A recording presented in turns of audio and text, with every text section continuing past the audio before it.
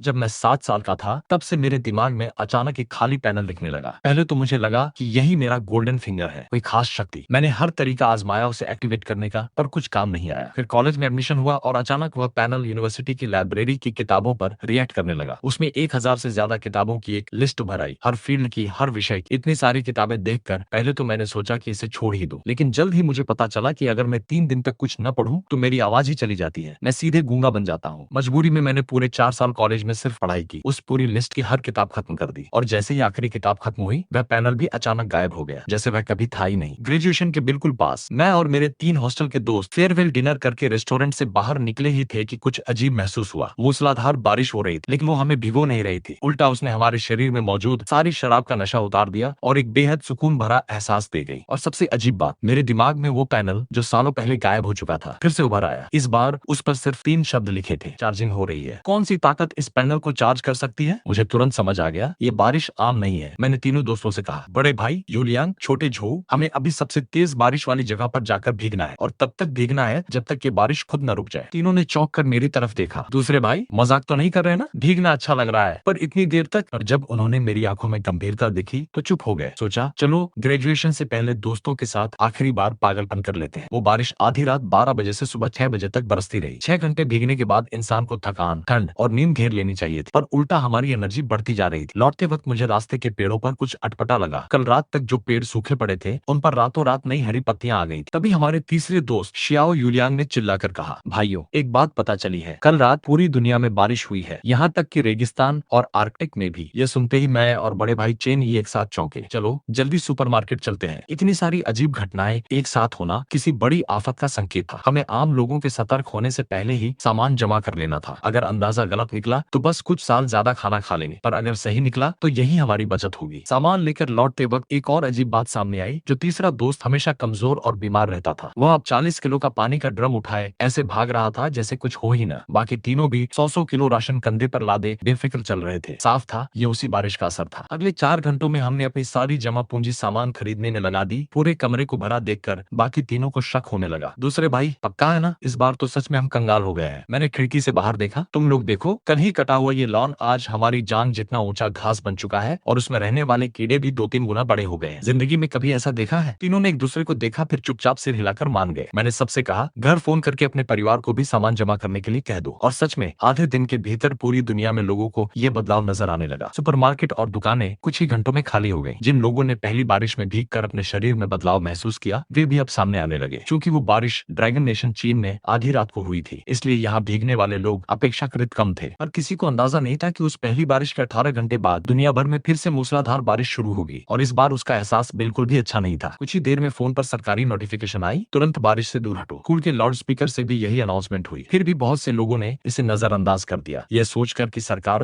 उन्हें ताकतवर बनने से रोकना चाहती है। ये सब झूठ है। सुबह 5 बजे मेरी आंख खुली, लाइट जलानी चाहिए तो पता चला बिजली गुल है, बाहर गुप्त अंधेरा। नाश्ता करने के बाद जब आसमान थोड़ा साफ हुआ, तब जो नजारा दिखा उसने हमें हिलाकर रख दिया। कल तक जो कैंपस हरा भरा और खूबसूरत था, वह अब एक बंजर वीरान जमीन बन चुका था। पेड़ पौधे लगभग सब मर चुके थे, यहाँ तक कि धातु की रेलिंग भी जंग खाकर बदशक्ल हो गई थी। सबसे डरावनी बात, जगह जगह जमा पानी में उन साथियों की लाशें पड़ी थी जो एसिड जैसी बारिश में गल गए थे। हम चारों देर तक कुछ बोल ही न सके, पर तभी हमें गहराई से समझ आया, दुनिया का अंत सच में आ चुका है। जब हम अभी संभले भी नहीं थे कि तीसरी बारिश आ गई। इस बार बहुत कम लोगों की हिम्मत हुई उसमें जाने की। मुझे उसे छूते ही एहसास हो गया, ये बारिश पहली बारिश जैसी ही लग रही है, फिर भी कुछ अलग है। मैंने बिना देर किए तीनों दोस्तों को साथ लेकर उस बारिश में कदम रखा। बाकी छात्र हिम्मत नहीं जुटा पाए, वे किसी सरकारी संदेश का इंतजार कर रहे थे, और दूसरी बारिश ने ज्यादातर कम्युनिकेशन लाइंस को भी खराब कर दिया था। इसलिए लगभग 2 घंटे बाद जाकर एक छोटा सा संदेश आया, आदरणीय नागरिकों, कृपया तुरंत इस बारिश में जाएं। अगर कोई तकलीफ महसूस हो तो तुरंत बाहर निकल आए। इतना छोटा और सीधा सरकारी बयान शायद ये बताता था कि ऊपर बैठे लोग भी समझ चुके थे, इंसानियत के सामने कोई अभूतपूर्व खतरा खड़ा है, और अब सबकी ताकत जोड़नी ही होगी। उस बारिश में भीगते हुए मुझे फिर एक अजीब चीज दिखी। वह घास जो कल तक जड़ से उखड़ी पड़ी थी, अब चौंकाने वाली रफ्तार से फिर उगने लगी थी। दूसरी बारिश में बचे कीड़े भी अब 10 गुना बड़े हो चुके थे। दूर एक सिकाड़ा झिंगुर जैसा कीड़ा आधे इंसान जितना लंबा दिख रहा था। लेकिन अजीब बात यह थी कि इंसानों में इस बारिश का ऐसा कोई तुरंत असर नजर नहीं आया। असली बदलाव तब पता चला जब हम हॉस्टल लौटे। अगर पहली बारिश ने शरीर मजबूत किया और दूसरी बारिश ने कमजोरों को छाट दिया, तो तीसरी बारिश ने हमें एबिलिटीज दी। बड़े भाई चेनयी ने अपना मुक्का उठाया, उसके भीतर से गहरी शक्ति उमड़ी, और आधे इंसान जितनी ऊंची मिट्टी की दीवार एक ढाल की तरह उसके सामने खड़ी हो गई। चौथे नंबर के दोस्त शूझो ने अपनी हथेली खोली, एक एक रहस्यमयी जलधारा उसके हाथ से निकलकर हवा में सांप की तरह लहराने लगी। उसके इशारों पर नाचती हुई। तीसरे दोस्त शियाओ युयांग की एबिलिटी थोड़ी अलग निकली। उसके अनुसार वह कॉन्ट्रैक्ट टाइप की शक्ति थी, पर बिना किसी उपयुक्त साथी के उसे दिखाया नहीं जा सकता था। और मुझे मिली ढाई शक्तियां। दोनों बारिशों से एक मेंटल बाय स्पिरिचुअल एबिलिटी मिली, और जब मेरा पुराना पैनल पूरी तरह चार्ज हुआ तो उसने मुझे 500 क्यूबिक मीटर की एक वर्चुअल स्पेस अनलॉक करके दी, यानी एक निजी स्टोरेज डायमेंशन। बाकी आधी शक्ति एक तरह के इन्फो पैनल जैसी थी। मैं बस किसी को देखता और उसकी सारी एट्रीब्यूट्स मेरे सामने उभर आती, और हैरानी की बात, शीशे में खुद को देखने पर मुझे अपनी भी जानकारी दिखाई देती। मैंने खिड़की से बाहर देखते हुए गंभीर स्वर में कहा, पहले सारा सामान समेटकर मेरी वर्चुअल स्पेस में रख लो। लगता नहीं यहाँ कॉलेज कैंपस में हम ज्यादा दिन रुक पाएंगे। शुझू ने उलझन भरे स्वर में पूछा, दूसरे भाई ऐसा क्यों कह रहे हो? बाहर तो म्यूटेटेड कीड़ों का कब्जा हो चुका है। सरकार जल्द ही कोई फैसला लेगी। मुश्किल से कुछ ही देर बाद कैंपस के स्पीकर से नोटिस आया, सभी टीचर्स और स्टूडेंट्स ध्यान दें। वाह दूसरे भाई, तुम सच में जीनियस हो। जियांगचिंग यूनिवर्सिटी का सबसे तेज दिमाग। और मैंने अपना सिर झुका लिया। ये अच्छी खबर नहीं थी। जब इंसानों को अपनी जमीन का एक हिस्सा तक छोड़ना पड़े तो समझ लो खतरा सामने दिख रहे इस थोड़े से हिस्से से कहीं ज्यादा बड़ा है। खैर, अभी शेल्टर तक पहुंचने में एक दिन बाकी था। तीसरे भाई, मैंने कहा, नहीं नहीं नहीं नहीं। यूलियन ने तुरंत हाथ खड़े कर दिए। दूसरे भाई, तुम मुझे उस टूट से कॉन्ट्रैक्ट बनाने के लिए मत कहना। उसे देखकर ही मेरी भूख मर जाती है, और अगर उसमें जहर हुआ तो भले वह ताकतवर हो, मैं उसे अपने शरीर के अंदर लेने की सोच भी नहीं सकता। अभी से जी मिचला रहा है। ठीक है ठीक है, पसंद नहीं तो कोई और ढूंढ लेंगे। हम हॉस्टल से निकले। चारों तरफ घना कोहरा था। विजिबिलिटी मुश्किल से 50 मीटर। हर तरफ जंगली घास उगाई थी, और उसमें से बीच बीच में कीड़े हम पर हमला करने के लिए उछल पड़ते। पर उनका आकार बढ़ने के अलावा उनमें कुछ खास बात नहीं थी। लेकिन 2 मिनट भी नहीं गुजरे थे कि हमारा पहला असली दुश्मन सामने आ गया। करीब 3 मीटर ऊंची एक विशाल मेंटिस हमारे सामने खड़ी थी। उसकी लाल मानिक सी आंखें डरावनी सिहरन पैदा कर रही थी, और उसके सामने वाले 2 नुकीले हंसिए जैसे पंजे ठंडी चमक बिखेर रहे थे। जब मैंने उसका इन्फो पैनल देखा तो मेरे होश उड़ गए। उसके तीनों बेसिक स्टैट्स हम चारों से ज्यादा थे। तीसरी बारिश को गुजरे अभी सिर्फ 6 घंटे हुए थे, और इतनी ताकतवर म्यूटेटेड क्रीचर सामने आ चुकी थी। आगे और क्या क्या सामने आएगा सोचकर ही रूह कांप गई। मैंने तुरंत उसकी जानकारी बाकी तीनों को बता दी। तभी उसका एक तेज हंसिया हमारी तरफ लहराया और हम चारों बिखर गए। शुझोंग की आंखों में एक चमक आई। उसकी हथेली से एक तेज जलधारा फूटी, जो चालाकी से मेंटिस की नजर से बचती हुई उसके पेट के नीचे पहुंची और सीधे उसके दिल पर हथौड़े की तरफ वार कर गई। मेंटिस चीख उठी। उसके हंसिए पागलों की तरह हवा में लहराने लगे। उसी पल चेन ई की मिट्टी की दीवार उठकर उसके हमले को रोक गई। मेरी मेंटल एबिलिटी ऐसे प्राणियों पर बेअसर थी जिनमें कोई कॉन्शियस विल नहीं होता, इसलिए मैं बस बगल से लड़ाई की दिशा तय करता रहा। आखिरकार शुझो के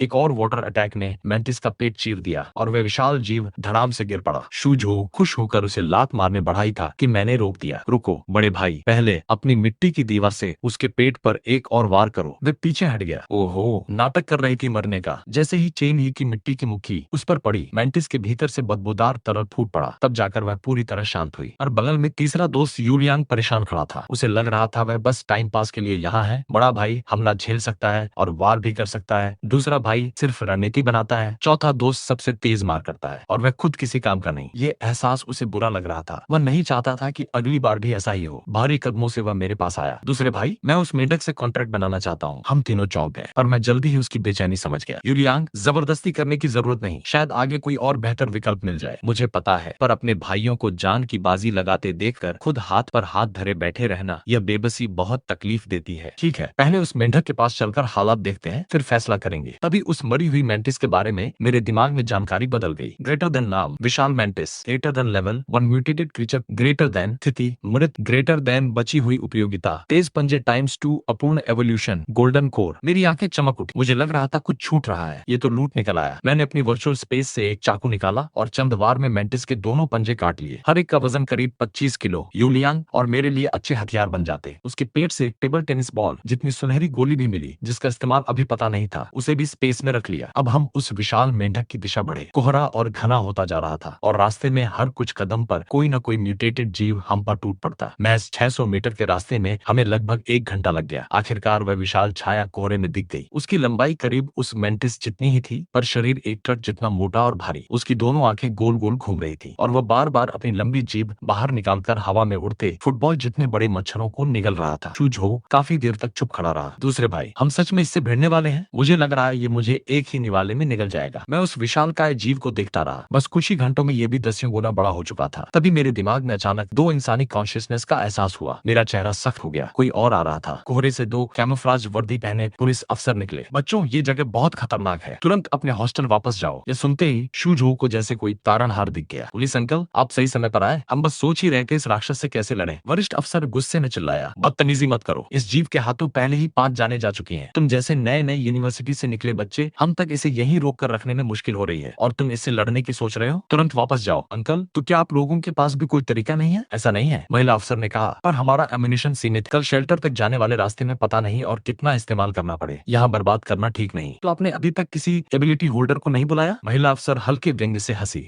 एक बार वाले एबिलिटी होल्डर्स बस शरीर से थोड़े मजबूत हुए हैं, इस लेवल के म्यूटेटेड क्रीचर के सामने वो कुछ नहीं। और जिन्हें ठीक ठीक दोनों बारिशों में भीगने का मौका मिला और जिनकी एबिलिटी जागी हो, ऐसे लोग पूरे जियांगचेंग शहर में गिनती के हैं। तो मतलब सिर्फ वही लोग एबिलिटी पा सकते हैं जो दोनों बारिशों में भीगे थे? क्या भीगने की अवधि मायने रखती है, या किसी ने बारिश का पानी इकट्ठा करके उसमें पूरा शरीर डुबोने की कोशिश की? तीसरी बारिश के वक्त बहुत से लोगों ने पानी इकट्ठा किया था, पर बारिश रुकते ही वह पानी सामान्य पानी जैसा हो गया, उसमें नहाने या पीने का कोई असर नहीं हुआ। और हाँ, जहाँ तक ड्यूरेशन की बात है, अभी तक की रिसर्च यही कहती है जितनी देर भीगोगे उतनी ज्यादा एबिलिटी मिलती है। ठीक है, अब क्यूरियोसिटी शांत हो गई होगी, अब वापस जाओ, ये जगह तुम्हारे लिए नहीं है। हॉस्टल के तीनों दोस्त मेरी तरफ देखने लगे। आखिरी फैसला मुझ पर छोड़ते हुए मैंने उस विशाल मेंढक की जानकारी देखी। वह इवोल्यूशन की कगार पर था। अगर उसे यूं ही बढ़ने दिया गया तो हो सकता है पूरा जियांगडा कैंपस उसका निवाला बन जाए। इसलिए इवोल्यूशन से पहले ही उसे रोकना जरूरी था। शू झोऊ आगे बढ़ने ही वाला था कि मैंने उसे रोक लिया। रुको, पहले एक एक्सपेरिमेंट करता हूँ। मैंने अपनी वर्चुअल स्पेस से एक सर्च लाइट निकाला और मेढक की तरफ दौड़ पड़ा। बाकी तीनों भी तुरंत मेरे पीछे भागे। उन दोनों पुलिस अफसरों की आंखें उस रफ्तार को देखकर फटी रह गईं। क्या ये सब भी एबिलिटी होल्डर्स हैं? मैंने सर्च लाइट सीधे उस विशाल मेंढक की आंखों पर मारी। मेरी समझ के हिसाब से मेंढक रात में ज्यादा एक्टिव होते हैं और तेज रोशनी को कम सह पाते हैं। शायद यही वजह थी कि वह अभी ज्यादा हरकत नहीं कर रहा था। जैसे ही रोशनी उसकी आंखों पर सही एंगल से पड़ी, वह 2 सेकंड के लिए ठिठक गया, पर देर तक रोशनी डालने का ज्यादा असर नहीं हुआ। तभी शू झोऊ ने उसके पेट पर वार किया, पर मेंढक ने पलटकर देखा तक नहीं, मानो उसे किसी ने भरपूर मजाक उड़ाया हो। गुस्से में शू झोऊ फिर हमला करने ही वाला था कि मैंने उसे रोका। यह मेंढक पानी से जुड़ी एबिलिटी जगा चुका है, शायद इसमें वाटर रेजिस्टेंस है। इस बार मुझे करने दो। मैंने आंखें बंद की, अपनी मेंटल एनर्जी को धीरे धीरे इकट्ठा किया, फिर उसे एक तलवार जैसा आकार देकर सीधे मेंढक के दिमाग पर वार किया। उसका विशाल मुंह खुला और एक दर्दनाक चीख निकली। उसके शरीर से जहर छिटकने लगा। आसपास की घास पल भर में गल गई। मैंने तुरंत सर्च लाइट फिर से उसकी आंखों पर मारकर उसे 2 सेकंड और रोका और बाकी तीनों ने उस मौके का फायदा उठाकर हमला बोल दिया। इस तरह चारों और मेंढक के बीच एक लंबी गुरिल्ला लड़ाई शुरू हो गई। तभी एक जूनियर अफसर अपने कैप्टन के पास दौड़ता हुआ आया। कैप्टन, पहले वाली विशाल मेंटिस को किसी ने मार गिराया है, यहाँ तक कि उसके दोनों गोल्डन कोर तक निकाल लिए गए। महिला अफसर हैरान रह गई। Golden core? तुम्हारा मतलब हुआ? जूनियर अफसर ने उंगली से इशारा किया। जब उसकी नजर उधर गई तो उसका मुंह खुला रह गया। हाँ, ये इन्हीं छात्रों का काम है। करीब आधे घंटे की लड़ाई के बाद विशाल मेंढक के शरीर पर जगह जगह घाव खुल चुके थे। आखिरकार उसे एहसास हुआ कि स्थिति उसके काबू से बाहर जा रही है और वह पीछे मुड़कर भागने लगा। चेन यी ने फौरन उसके सामने एक मिट्टी की दीवार उठा दी, पर एक मेंढक के लिए यह कुछ खास रुकावट नहीं थी। वह अपनी दोनों टांगों पर जोर लगाकर बहुत ऊंची छलांग लगा गया और जैसे ही वह हवा में सबसे ऊंचे बिंदु पर पहुंचा, उसके दिमाग में फिर एक तेज दर्द उभरा और उसका विशाल शरीर धड़ाम से जमीन पर आ गिरा। चारों दोस्त फौरन उसके करीब पहुंच गए। उसकी बड़ी बड़ी गीली आंखें मानो रहम की भीख मांग रही थी, पर मेरे चेहरे पर कोई सहानुभूति नहीं थी। तीसरे भाई, क्या तुम अभी इससे कांटेक्ट बनाना चाहते हो? शियाओ यूलियांग उस विशाल प्राणी को देर तक देखता रहा, फिर बोला, दूसरे भाई, इसे मार डालो। इसके शरीर पर हमारे बहुत से साथियों का खून लगा है, ये जीने लायक नहीं। मैंने बिना किसी हिचकिचाहट के सिर हिलाया और मेंटिस के उसी हंसी हथियार से मेंढक का काम तमाम कर दिया। नाम विशाल मेंढक, लेवल 1 म्यूटेटेड क्रीचर, स्थिति मृत, बची हुई उपयोगिता जहर की थैली, water poison, dual attribute golden core, mutated meat. मैंने जहर की थैली और गोल्डन कोर निकालकर मेंढक का पूरा मांस भी अपनी स्पेस में रख लिया। यह सब देखकर वहां खड़े तीनों अफसरों की आंखें फटी रह गई। क्या यह लड़का कोई स्पेस टाइप एबिलिटी होल्डर है? उनकी जानकारी के मुताबिक पूरी फौज में एक भी स्पेस टाइप एबिलिटी होल्डर नहीं था और इस एपोकलिप्स में सामान ट्रांसपोर्ट करने के लिए ये एबिलिटी किसी और चीज से बेजोड़ थी। कैप्टन ऐसे टैलेंट को यूं ही जाने देना नहीं चाहता था। वह तुरंत हमारे पास आया। बच्चों, क्या तुम हमारी फौज में शामिल होना चाहोगे? चारों दोस्त एक दूसरे को देखते रह गए। मौजूदा हालात में फौज में शामिल होना शायद सबसे बड़ी सुरक्षा की गारंटी थी, पर काफी सोच विचार के बाद हमने फौज का प्रस्ताव ठुकरा दिया। फौज अच्छी थी, पर शायद हम जैसे नए नए अनुभवहीन छात्रों के लिए सही जगह नहीं। फिर भी वह कैप्टन आसानी से हार मानने वाला नहीं लग रहा था और तभी मुझे एक और अजीब बात नजर आई।